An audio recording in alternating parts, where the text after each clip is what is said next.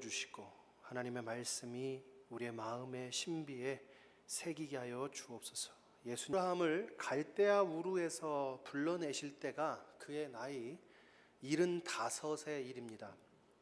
그리고 우여곡절 끝에 약속하신 아들을 얻은 때는 그의 나이가 100세의 일이죠. 무려 25년의 세월을 기다려서야 마침내 약속의 아들을 얻게 되었습니다. 그 아들이 잘 자라서 우리 중고등부 학생들 정도의 소년이 되었습니다. 하나님은 청천벽력 같은 명령을 내리십니다. 내 아들 내 사랑하는 독자 이삭을 데리고 모리아 땅으로 가서 내가 네게 일러준 한 산 거기서 그를 번제로 드리라. 하나님은 아브라함이 이삭을 얼마나 사랑하는지를 잘 아셨습니다. 그래서 내 아들 사랑하는 독자 이삭이라고 정확하게 지정하셨죠. 어떻게 사랑하는 아들을 불태워 제사로 드리라는 말씀을 하시는 것일까요? 저는 이 말씀이 납득되지 않습니다. 제 아들을 그렇게 바치라면 저는 아마 도망쳤을 것 같아요. 하지만 아브라함은 하나님의 말씀에 순종했죠.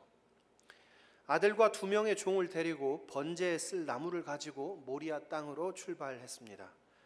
하나님이 일러주신 곳에 이르러 이삭은 번제할 양이 없는 것을 이상하게 생각합니다.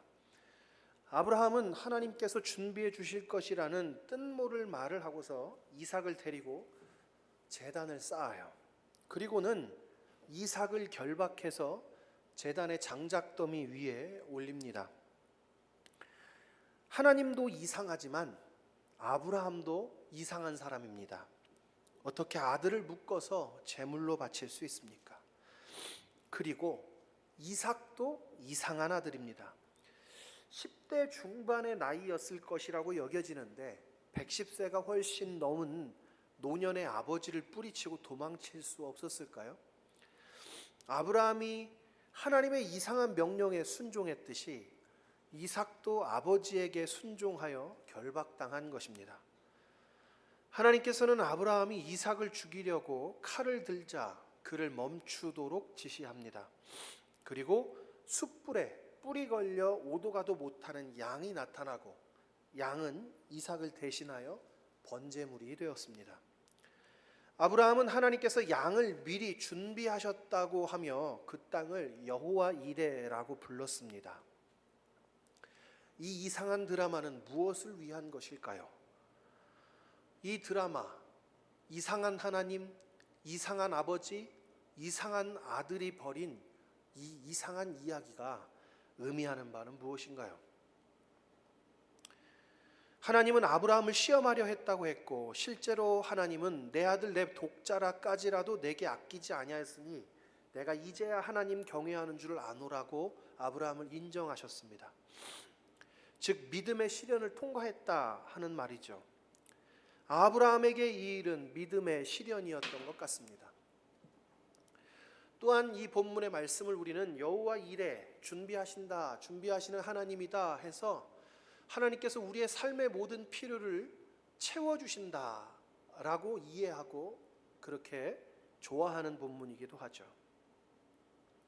그러면 우리도 그렇게 하나님이 우리의 삶의 필요를 채우시는 여호와 이레 하나님이라고 만족하고 우리의 믿음의 시련을 겪게 되고 그 시련을 믿음으로 이겨내야 한다고 받아들이면 되는 것입니까? 그렇게 해도 좋습니다만 이 본문이 주는 교훈이 오직 그것만은 아닙니다. 오히려 그보다 더 중요한 사실을 우리에게 가르칩니다. 아브라함과 이삭은 아담과 하와가 타락하고 인류를 회복할 하나님의 씨, 여자의 후손 프로젝트의 핵심 멤버입니다.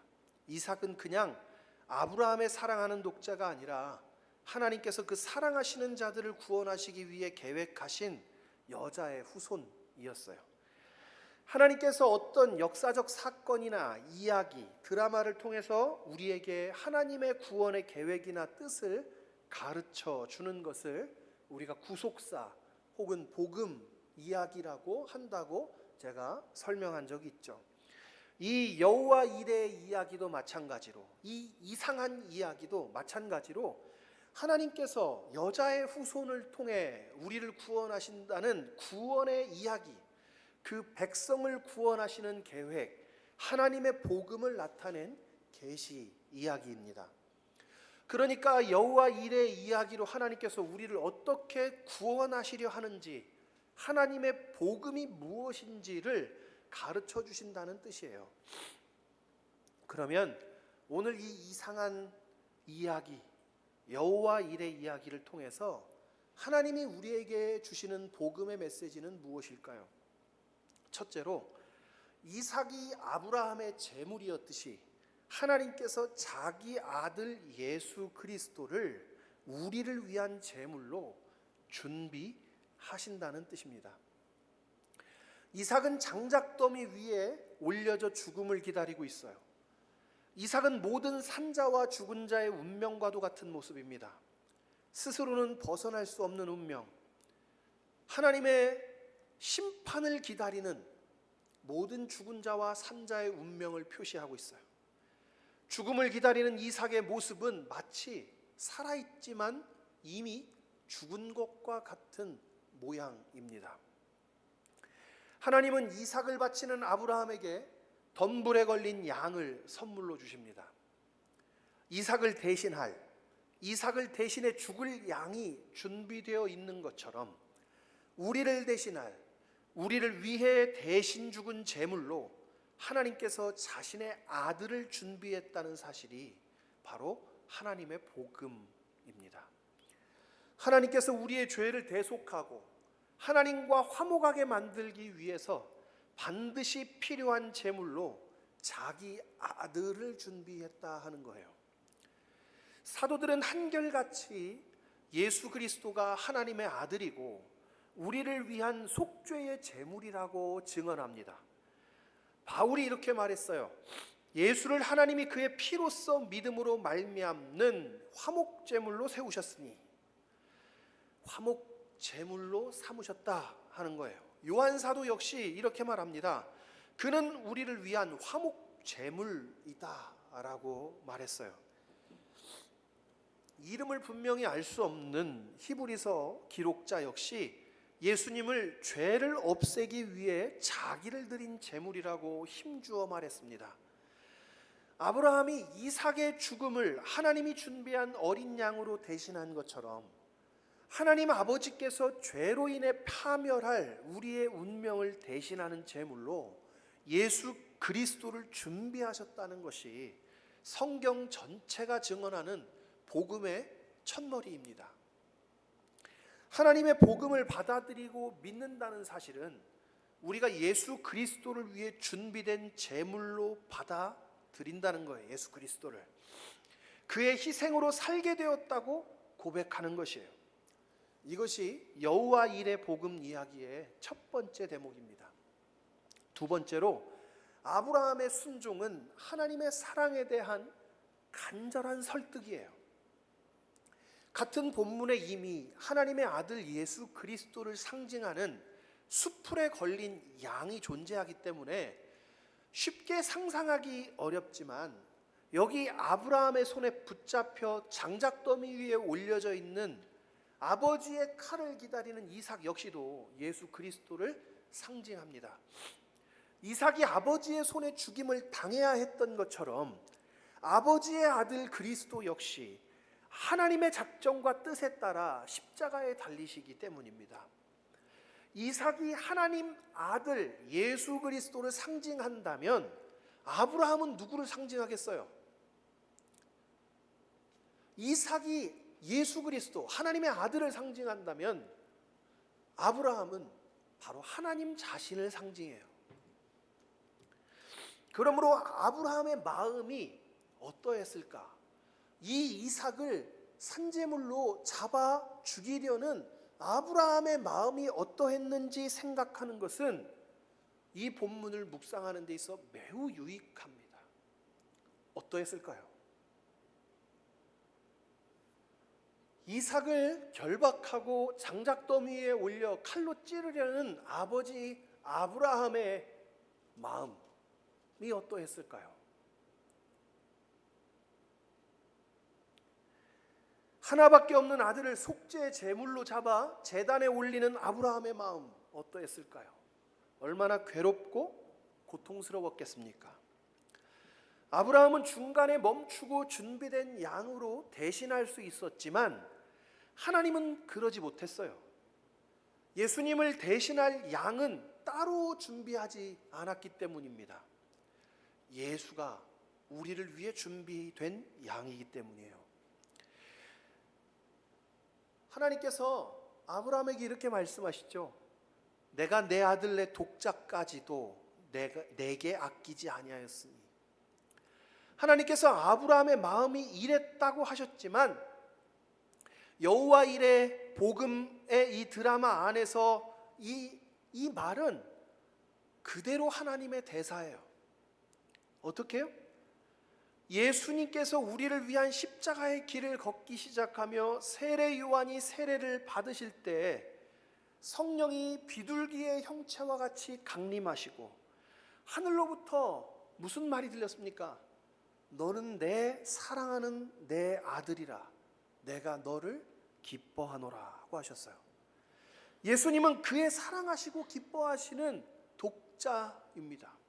그러니 하나님께서 아브라함에게 하신 이 말, 내가 내 아들 내 독자까지도 내게 아끼지 아니하였으니 라는 이 말은 자기에게 하는 말이에요. 내가 내 아들 내 독자까지도 아끼지 아니하였으니, 이 말은 이 말이에요.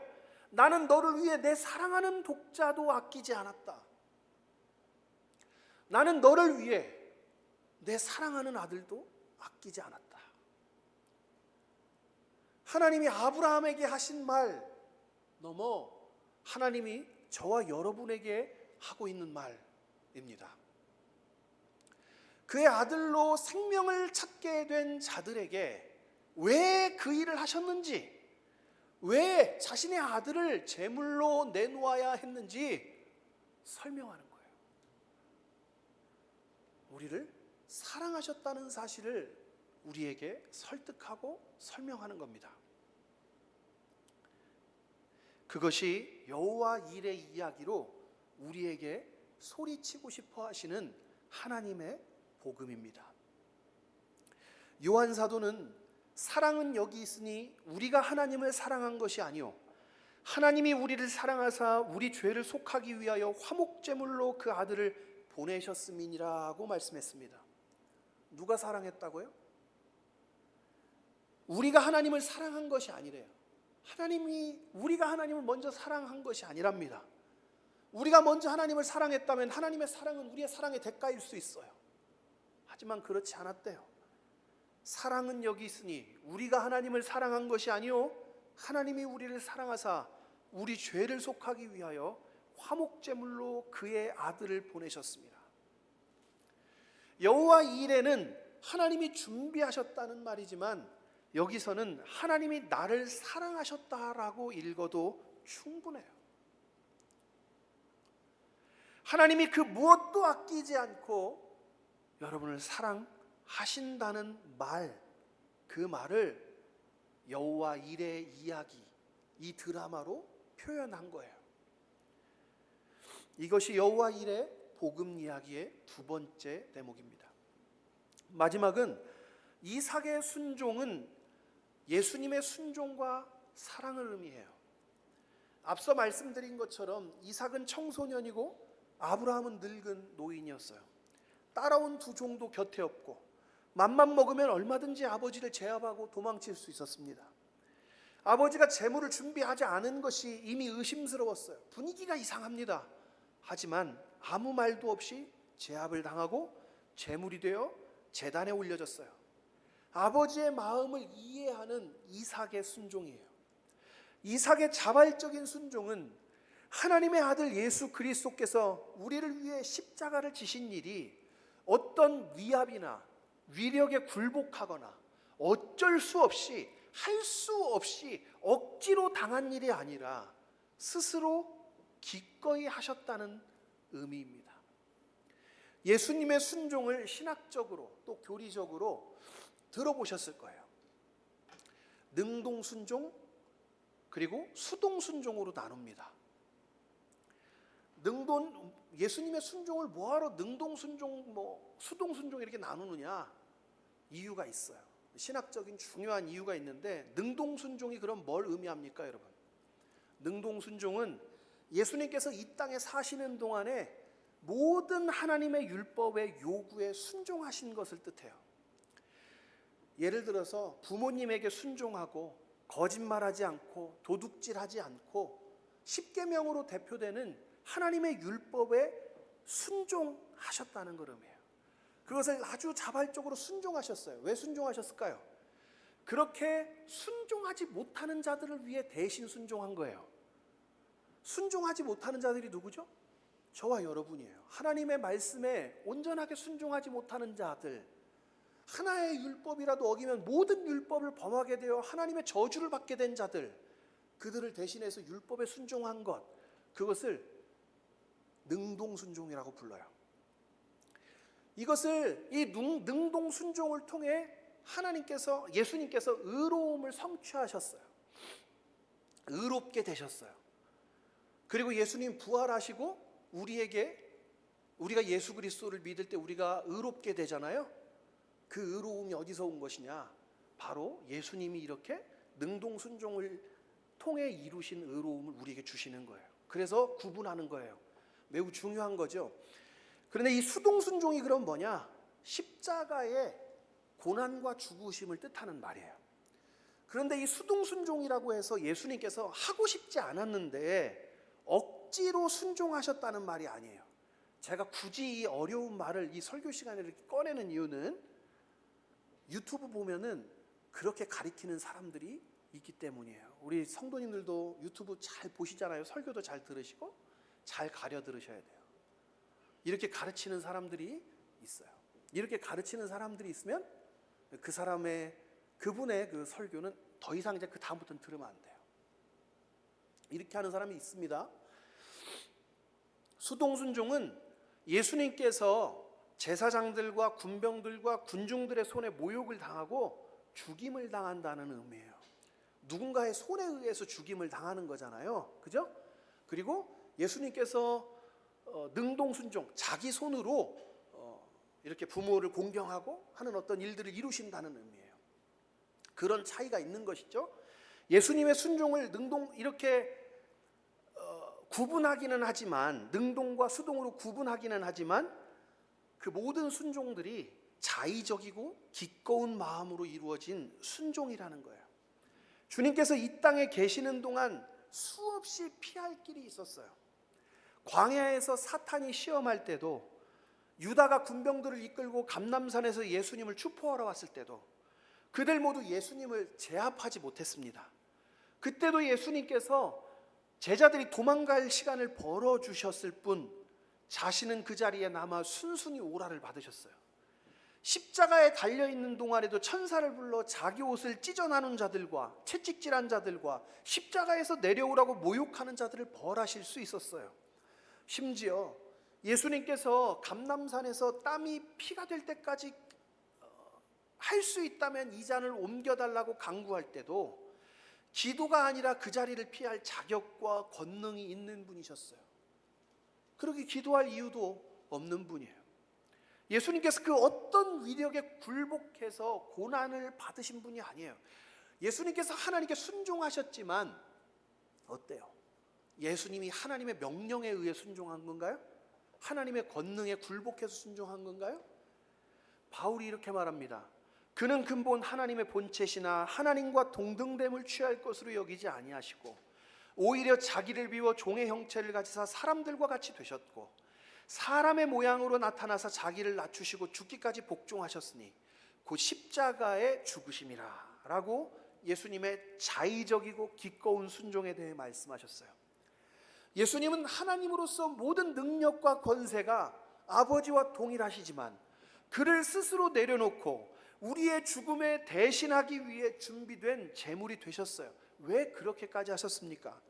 예수님께서 자원에서 십자가를 지신 까닭은 두말할 이유 없이 하나님 아버지와 우리를 사랑하시기 때문이죠. 이삭이 아브라함을 이해하고 사랑으로 순종한 것처럼 아들 되신 예수님도 하나님 아버지의 사랑을 이해하고 그를 사랑함으로 그의 작정을 동의하시고 순종하셨어요. 아버지께서 자기 아들을 내어주사 자기의 사랑을 확증하셨다고 했는데 예수님께서도 아버지의 뜻에 따라 순종함으로 아버지에 대한 사랑을 확증하셨어요. 증명하셨어요. 하면 예수님의 순종이 다만 아버지를 사랑하시기 때문에 이루어진 것일까요? 아니에요. 아버지와 아들은 하나이기 때문에 아버지가 가지고 있는 사랑, 우리를 향한 사랑, 내 아들 내 독자라도 아낌없이 너희에게 준다는 그 사랑도 하나예요. 다르지 않고 동일한 사랑으로 예수 그리스도의 사랑이에요. 예수님께서도 우리를 사랑하신다는 사실을 수없이 반복해서 말씀합니다. 요한복음 15장 19절에 이렇게 말해요. 아버지께서 나를 사랑하신 것 같이 나도 너희를 사랑하였으니 나의 사랑 안에 거하라. 여러분, 얼마나 우리를 사랑하셨으면 나의 사랑 안에 거하라. 마치 이 말씀 같아요. 어디 가지 말고 나와 함께 있어라. 내가 지켜주겠다. 내가 너희를 사랑한 것 같이 너희도 서로 사랑하라. 주님은 자신의 사랑에 자신이 있으셨어요. 그래서 확신하셨기 때문에 자신의 사랑 안에 거하라고 말씀하시고 자신이 사랑한 것처럼 다른 사람들을 사랑하라고 자신의 사랑을 기준으로 제시하셔요. 여러분, 요한복음은요 공관복음하고 조금 달라요. 읽어보신 분들은 느끼실지 모르겠지만 요한복음을 읽으면서 저는 그렇게 느껴요. 공관복음은 조금 거리감이 있는 시각이에요.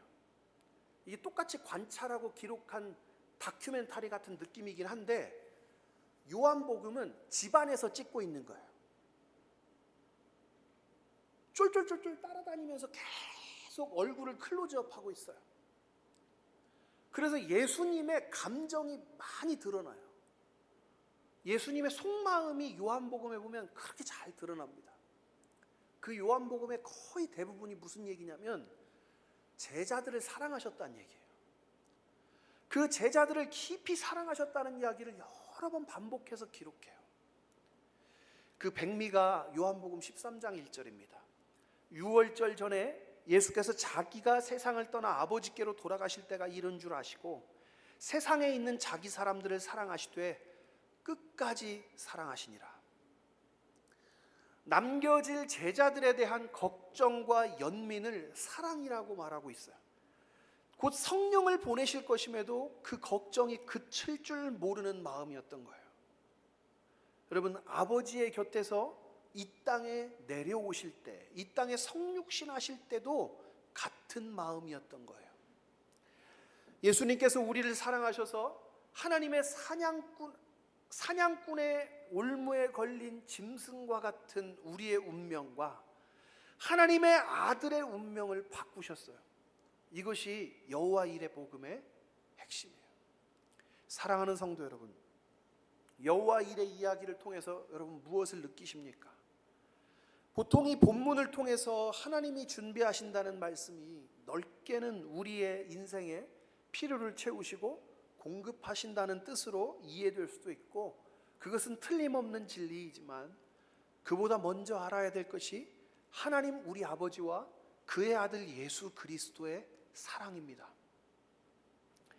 때로 우리의 삶이 만족스럽지 못할 때가 있어요.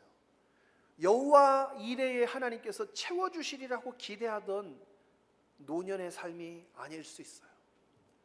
실망스럽고 후회스러울 수 있어요. 그렇게 낙심될 때 하나님 아버지와 그의 아들 예수 그리스도께서 우리를 위해 무엇을 하셨는지, 그가 우리에게 이것을 주시기 위해 어떤 대가를 치르셨는지를 알지 못한다면 시험에 들고 넘어질 수밖에 없는 것입니다. 그런데 주님이 주신 선물의 풍성함과 그 선물을 주시기 위한 주님의 대가가 무엇인지를 모른 채로 삶을 비관하게 된다면 얼마나 어리석고 허무한 인생입니까? 바울은 자기 아들을 아끼지 아니하시고 우리 모든 사람을 위해 내어 주시니가 어찌 그 아들과 함께 모든 것을 우리에게 주시지 아니하겠느냐고 말씀하셨어요. 자기 아들을 아끼지 않으셨다 했어요. 이 말씀을 믿음으로 붙들 수 있는 자들만이 하나님이 사랑으로 나를 돌보시고 있다라는 사실도 믿고 그렇게 하나님께 주장할 수 있는 것입니다. 하나님이 나를 사랑하신다는 사실, 하나님이 나를 사랑하셔서 자기 아들을 아끼지 않고 주었다는 사실을 믿지 못하는 사람들은 하나님께서 나에게 나의 삶에 하늘의 선물을 주지 않았다고, 하나님께서 나의 삶에 필요를 조금 부족하게 만들었다고 체념하고 원망하고 감사하지 못하게 되는 거예요. 하나님이 아끼지 않고 내어주신 것이 도대체 무엇인지를 알지 못하는 사람들, 그들이 어떤 사람들이 되나? 바로 탕자의 비유에 나오는 큰아들 같이 되는 거예요. 하나님 아버지께서 진정으로 어떤 대가를 치르며 나를 사랑하셨는지를 깨닫지 못한 자들이 바로 그 탕자의 비유에 아버지의 속을 아프게 한 큰아들 같이 된다는 뜻이에요. 사랑하는 성도 여러분, 부디 은혜를 아는 성도들 되시기 바랍니다. 하나님의 사랑을 아는 제자들이 되기를 바랍니다. 그리스도를 선물로 받는다는 것은 하나님의 모든 것을 받는다는 뜻이에요. 이 은혜를 깨닫고 비록 우리의 삶이 불편하고 부당하고 외로운 삶을 살고 있다고 하여도 그리스도로 말미암아 복된 삶이 되시기를 축원합니다. 사랑하는 여러분, 말씀을 한번 마치겠습니다. 우리 한번 옆에 계신 분들에게 이렇게 축복해 볼까요? 하나님은 당신을 사랑하십니다. 여러분, 이제 이게 어떤 의미인지 아시겠죠? 이 여호와 일의 이야기가 하나님이 당신을 사랑하신다는 말이 얼마나 깊은지 설명해 주고 있다는 사실을 알겠죠? 그냥 단순한 말이 아니에요. 여러분, 우리 114 전화하면 사랑합니다 고객님 이러잖아요. 그 말처럼 그냥 지나가는 말이 아니에요. 하나님이 당신을 사랑한다는 그 말은 굉장히 깊은 말이에요. 부디 사도 바울이 에베소 교회를 위해 간구한 것처럼 믿음으로 말미암아 그리스도께서 우리들 마음에 계시게 하옵시고 사랑 가운데에서 뿌리가 박히고 터가 굳어져서 지식에 넘치는 그리스도의 사랑을 알고 그 너비와 길이와 높이와 깊이가 어떠함을 깨달아 하나님의 모든 충만한 것으로 우리 효성교회 성도들을 충만케 하시기를 축원합니다. 매일매일 하나님의 사랑의 깊이와 넓이와 높이와 길이를 깨달아가는 성도들 되시기를 축원합니다. 함께 기도하겠습니다. 사랑하는